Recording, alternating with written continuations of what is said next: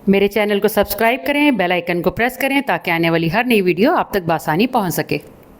बिस्मिल्लाहिर्रहमानिर्रहीम। वेलकम है आप सभी का मेरे कुकिंग चैनल घर का जायका किचन में।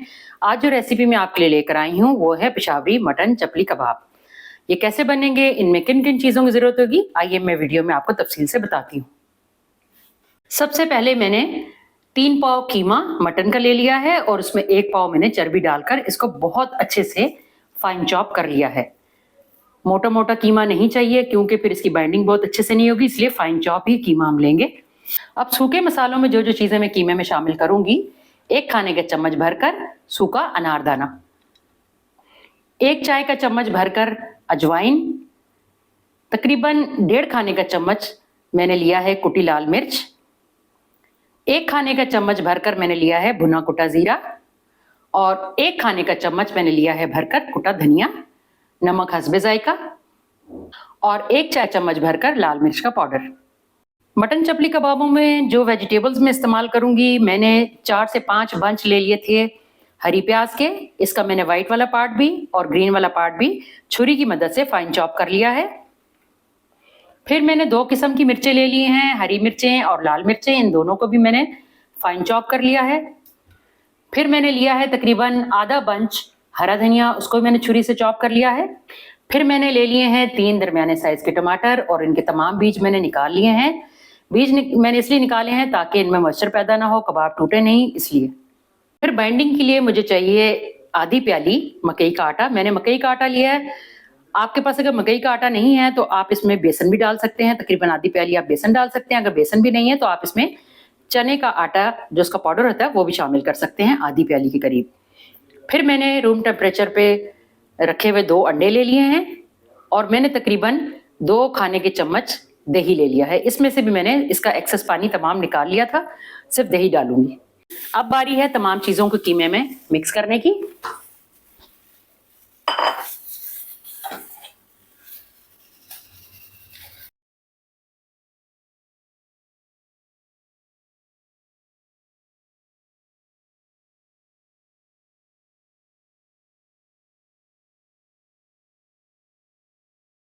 अब आप देख सकते हैं कि बाइंडिंग कितने अच्छे से हो चुकी है मसालों की कीमे के साथ। कोई मॉइस्चर नहीं है फालतू इसके अंदर। अब हम इसकी टिक्कियां बनाना शुरू करेंगे। एक बड़े साइज के तवे पर मैंने ऑयल डाल के इसे हल्की आंच पे गर्म करने के लिए रख दिया है। अब मैं टिक्कियां तैयार करूंगी।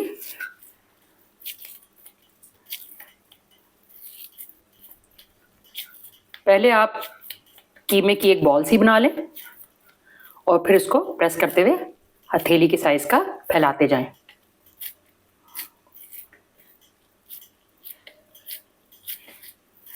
आप देख सकते हैं टिक्कियां कहीं से भी डैमेज नहीं हो रही। अगर इसमें मॉइस्चर होता या दही में पानी होता या फिर टमाटरों के बीज में ना निकालती तो फिर इसमें हो सकता था कि शायद ये क्रैक पड़ते।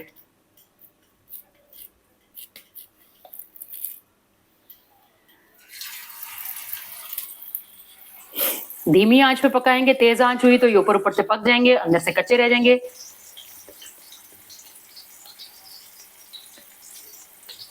इसी तरह हम दूसरी टिक्कियां भी तैयार कर लेंगे।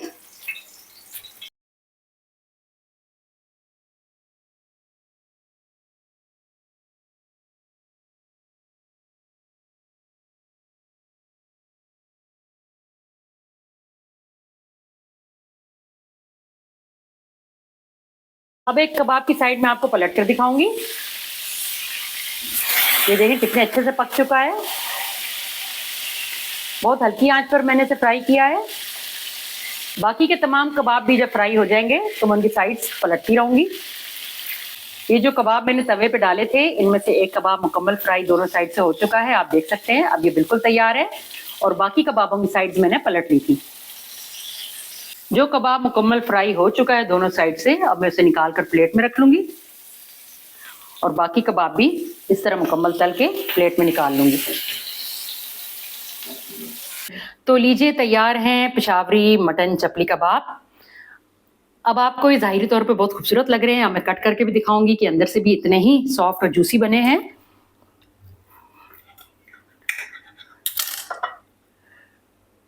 आप देख सकते हैं ये मुकम्मल तौर पर अंदर से भी पक चुके हैं और जिस वक्त खुशबू आ रही है वो तो बहुत ही कमाल। तो कैसी लगी आपको मेरी आज की रेसिपी? अपना कीमती फीडबैक शेयर करना ना भूलें। मेरे चैनल को लाजमी सब्सक्राइब करें ताकि आने वाली हर नई वीडियो आपको बआसानी पहुंच सके।